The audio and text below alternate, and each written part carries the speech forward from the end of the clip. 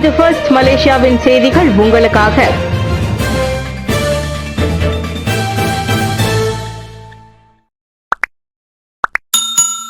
தமிழ் பள்ளிகளுக்கு இடையிலான வலைப்பந்து போட்டி சுங்கை ரெங்காம் தமிழ் பள்ளி வாகை.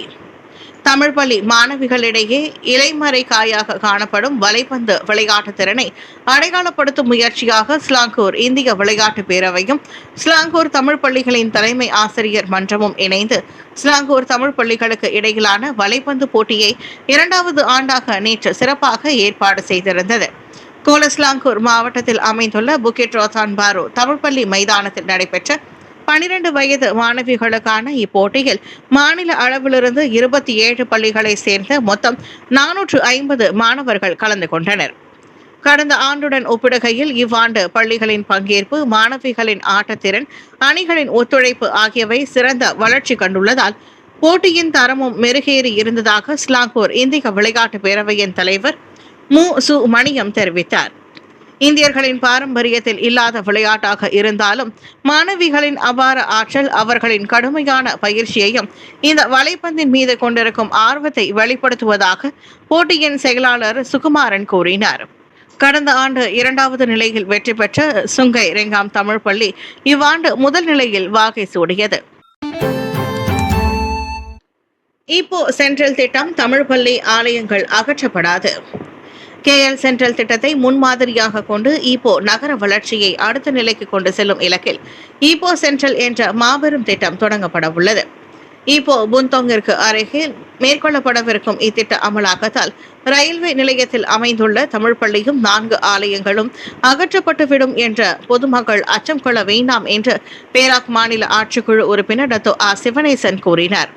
மாறாக இருக்கும் இடத்திலேயே அவை நிலைநிறுத்தப்படும் என்று மேம்பாட்டாளர் உறுதி அளித்துள்ளதாகவும் அவர் விளக்கம் அளித்துள்ளார். சம்பந்தப்பட்ட பகுதியில் நூற்றாண்டு வரலாற்றை கொண்ட சங்கீத சபா தமிழ் பள்ளியுடன் காளியம்மன் ஆலயம், மகா கணபதி ஆலயம், ராமர் ஆலயம், அவற்றுடன் சீக்கியருக்கான குருத்வாராவும் உள்ளதாக டத்தோ சிவனேசன் விவரித்தார். மேலும் பள்ளி பயன்படுத்தி வரும் விளையாட்டு திடல் பகுதியும் மேம்படுத்தப்பட்டு மாணவர்களுக்கும் பொதுமக்களுக்கும் பயன்படும் வகையில் நவீன வசதிகளுடன் கூடிய பொழுதுபோக்கு விளையாட்டு மையமாக மாற்றப்படும் எனவும் இந்த திடல் ஈப்போ மாநகர் மன்ற பராமரிப்பில் இருக்கும் எனவும் கூறினார். இதனிடையே ஈப்போ சென்ட்ரல் திட்டம் நிறைவேறும் போது சங்கீத சபா தமிழ் பள்ளியும் அப்பகுதியில் உள்ள அனைத்து ஆலயங்களும் புதிய தோற்றத்துடன் நகர வளர்ச்சியின் முக்கிய மையங்களாக உருவெடுக்கும் என்று தாம் நம்புவதாகவும் அவர் கூறினார். பிலிப்பைன்ஸ் கட்டிட விபத்தில் மலேசியர் ஒருவர் உயிரிழந்தார். பிலிப்பைன்ஸின் வடக்கு பகுதியில் உள்ள பம்பாங்கா ஏஞ்சல்ஸ் நகரில் இடிந்து விழுந்த கட்டிடத்திற்கு அருகில் உள்ள ஒரு அடுக்குமாடி ஹோட்டலில் சிக்கியிருந்த மலேசிய குடிமகன் ஒருவன் உயிரிழந்ததை பிலிப்பைன்ஸ் ஊடகங்கள் உறுதிப்படுத்தியுள்ளன. ஏஞ்சல்ஸ் நகரில் நேற்று அதிகாலை கட்டுமானத்தில் இருந்த 9 மாடி கட்டிடம் இடிந்து விழுந்ததில் 26 பேர் மீட்கப்பட்டதாக ஜுன்ஹுவா செய்தி முகமை மேற்கோள் காட்டி செய்தி வெளியிட்டுள்ளது. இடிந்து விழுந்த கட்டிட அமைப்பிலிருந்து 24 பேர் மீட்கப்பட்டனர். அதே நேரத்தில் இந்த சம்பவத்தால் பாதிக்கப்பட்டு அருகில் உள்ள அடுக்குமாடி ஹோட்டலில் இருந்து மற்ற 2 மீட்கப்பட்டனர். பிலிப்பைன்ஸ் தலைநகர் மணிலாவிலிருந்து கூடுதல் தகவல்கள் கிடைத்தவுடன் இது குறித்த புதிய அறிக்கையை அமைச்சகம் வெளியிடும் என்றும் தற்போது இதற்கான விவரங்களை சேகரித்து வருவதாகவும் மலேசிய வெளியுறவு அமைச்சகத்தின் செய்தி தொடர்பாளர் செய்தி நிறுவனத்திடம் தெரிவித்தார். முன்னதாக கட்டிடத்தின் சுவர்களும் சாரமும் வளைந்து இடிந்து விழுந்ததில் இடிபாடுகளுக்கு அடியில் மக்கள் சிக்கிக் கொண்டனர் என்று உள்ளூர் அரசு அதிகாரி ஒருவர் கூறியதை செய்தி நிறுவனம் மேற்கோள் காட்டியிருந்தது. குறு, சிறு மற்றும் நடுத்தர நிறுவனங்களை நேரடியாக அணுகும் குஸ்கோப். குறு, சிறு மற்றும் நடுத்தர நிறுவனங்கள் PMKSஐ நேரடியாக சென்று ஆலோசனை சேவைகளும் நிதி உதவிகளும் வழங்க தொழில் முனைவோர் மற்றும் கூட்டுறவு மேம்பாட்டு அமைச்சு குஸ்கோப் தனது 4 நிதி நிறுவனங்களை களப்பணிக்கு அனுப்பும் நடவடிக்கையை முன்னெடுத்துள்ளது. தெகூன் நேஷனல், அமானா இக்தியார் மலேசியா, SME மற்றும் பேங்க் ராக்கியாட் ஆகிய இந்த 4 நிதி நிறுவனங்களும் நாடு தழுவிய மடானி குஸ்காப் விற்பனையின் போது இதில் தொடர்ந்து ஈடுபடுத்தப்பட்டு வருவதாக அதன் அமைச்சர் ஸ்டீவன் சிம் கூறினார். இத்துறையில் உள்ள மக்களையும் தொழில் முனைவோரையும் அணுகுவதில் அந்த நிதி நிறுவனங்கள் முனைப்புடன் செயல்பட வேண்டும் என கேட்டுக்கொண்ட ஸ்டீவன் சிம் இந்நடவடிக்கை பிரதமர் டாக்டர் ஸ்ரீ அன்வார் இப்ராஹிமின் பரிந்துரைக்கு ஏற்ப அமைந்துள்ளதாகவும் கூறினார். ஆகவே வாடிக்கையாளர்கள் எங்கள் அலுவலகத்திற்கு வருவதற்காக நாங்கள் காத்திருப்பதில்லை.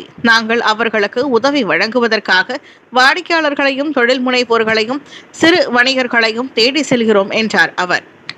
ஞாயிற்றுக்கிழமை ஜார்ஜ் டவுனில் மடானி குஸ்கோப் விற்பனையுடன் இணைந்து நடைபெற்ற குடும்ப தின விழாவை தொடக்கி வைத்த பிறகு அவர் செய்தியாளர்களிடம் அவ்வாறு பேசினார். உயர்கல்வி மாணவர்களின் மேடை படைப்பாற்றலை வெளிப்படுத்திய நாடக சுடர் 2026 முக்கலைகளில் ஒன்றான நாடகம் மற்றும் நடிப்பாற்றலின் பால் இன்றைய இளம் தலைமுறையினர், குறிப்பாக உயர்கல்விக் கழக மாணவர்கள் கொண்டிருக்கும் ஈடுபாட்டினை ஊக்குவிக்க பல நிகழ்ச்சிகளும் போட்டிகளும் நடத்தப்படுகின்றன. அதில் பேராக் தஞ்சோங் மாலிமில் உள்ள சுல்தான் இட்ரிஸ் கல்வியியல் பல்கலைக்கழக உப்சியில் வளர்தமிழ் மன்றத்தின் ஏற்பாட்டில் நாடக சுடர் 2026 என்ற மேடை போட்டி 9வது முறையாக சிறப்பாக நடைபெற்றது. கடந்த காலங்களில் உப்சியின் தனித்துவமான அடையாளமாக திகழ்ந்த இப்போட்டியில் 4 பல்கலைக்கழகங்களை சேர்ந்த 8 குழுக்கள் கலந்து கொண்டதாக உப்சி தமிழ் பிரிவு தலைவர் இணை பேராசிரியர் முனைவர் கார்த்திகேஸ் பொன்னையா தெரிவித்தார். இப்போட்டியில் மாணவர்கள் தங்களின் அபார திறனாற்றலை வெளிப்படுத்தி அனைவரின் பாராட்டையும் பெற்றனர். மேலும் இப்போட்டியில் சிறப்பு பிரமுகராக கலந்து கொண்ட பேராக் மாநில ஆட்சிக்குழு உறுப்பினர் டத்தோ ஆ. சிவனேசனும் அனைவரின் திறமையையும் வெகுவாக பாராட்டினார் என்றார் அவர். வரும் காலங்களிலும் இத்தகைய தரமான நிகழ்ச்சிகளை நடத்துமாறு அறிவுரை கூறிய டத்தோ சிவனேசன் அதற்கு தாம் முழு ஒத்துழைப்பு நல்குவதாகவும் கூறியிருப்பதாக முனைவர் கார்த்திகேஸ் கூறினார். சமூக ஊடகத்தை கவனமாக கையாள வேண்டும். சமூக ஊடகங்களில் பதிவேற்றம் செய்வதிலும் பகிர்வதிலும் அனைவரும் மிகவும் கவனமாக இருக்க வேண்டும் என தொடர்பு அமைச்சர் டத்தோ ஃபாமி ஃபாட்சல் கேட்டுக்கொண்டார். போலீசாரின் விசாரணைகளை பாதிக்கக்கூடிய முறைகேடுகள் மற்றும் குற்றங்கள் தொடர்பான காணொலி பதிவுகளை பதிவேற்றம் செய்யவோ அல்லது பரப்பவோ கூடாது என்றும் அவர் அறிவுறுத்தினார். ஆனால் சாதாரண மக்களுக்கு இது பற்றி அவ்வளவாக தெரிந்திருக்காது. எனவே நாங்கள் இலக்கவியல் கல்வி அறிவை அதிகரிப்போம். இதன் மூலம் சமூக ஊடக தளங்களின் பயனர்கள் தாங்கள் உள்ளடக்கத்தை பதிவிடலாம் என்றாலும் சில விஷயங்களில் விசாரணைக்கான அம்சங்கள் இருக்கும் பட்சத்தில் அந்த விசாரணைக்கு இடையூறு ஏற்படுவதை நாங்கள் விரும்பவில்லை என்பதை அவர்களும் புரிந்து கொள்வதை உறுதி செய்வோம் என்றார் அவர். சமூக ஊடகங்களில் பொதுமக்கள் சிலர் குற்ற சம்பவங்களின் காணொலிகளை பதிவேற்றுவதால் அது தங்களின் விசாரணைக்கு இடையூறாக அமைவதை கண்டித்து போலீசார் வெளியிட்ட அறிக்கை ஒன்றிற்கு பதிலளிக்கும் விதமாக ஃபாமி அவ்வாறு கூறினார். கோவிட்-19 நிலைமை சீராக உள்ளது என்று சுகாதார அமைச்சகம் தெரிவித்துள்ளது. சிங்கப்பூரில் தொற்று பாதிப்பு அதிகரித்துள்ளதாக புகார் அளிக்கப்பட்டதை தொடர்ந்து மலேசியாவின் கோவிட்-19 நிலைமை சீராகவும் குறைந்து வரும் போக்கிலும் உள்ளது என்று சுகாதார அமைச்சகம் தெரிவித்துள்ளது. மே 16 முடிவடைந்த 2026 ஆண்டின் 19வது தொற்று நோயியல் வாரம் வரையிலான தரவுகளை உள்ளடக்கிய அறிக்கையில் கடந்த ஆண்டின் இதே காலகட்டத்துடன் ஒப்பிடுகையில் மொத்தமாக புகார் அளிக்கப்பட்ட பாதிப்புகள் 12.6% அல்லது 9682 வழக்குகள் குறைந்துள்ளதாக அமைச்சகம் தெரிவித்துள்ளது. முந்தைய வாரத்துடன் ஒப்பிடுகையில் 0.7% அல்லது 575 வழக்குகள் சிறிய அளவில் அதிகரித்துள்ள போதிலும் நிலைமை கட்டுப்பாட்டுக்குள் இருப்பதாக அது வலியுறுத்தியுள்ளது. அறிக்கையிடப்பட்ட பெரும்பாலான பாதிப்புகள் மருத்துவமனையில் அனுமதிக்கப்பட தேவையில்லாத லேசான அறிகுறிகளை மட்டுமே கொண்டுள்ளன. மேலும் 2026 ஆண்டு முழுவதும் கோவிட்-19 மரணங்கள் எதுவும் பதிவாகவில்லை என்று அது கூறியுள்ளது. சமூகத்தில் புதிய கோவிட்-19 உருமாறிய வைரஸ்களை தங்கள் ஆய்வகங்கள் கண்டறிந்துள்ளதாக அமைச்சகம் தெரிவித்துள்ளது. ஆனால் முந்தைய தொற்று நோய் அலைகளுடன் ஒப்பிடும்போது கடுமையான அலையை தூண்டுவதற்கான அறிகுறிகள் எதையும் அவை காட்டவில்லை.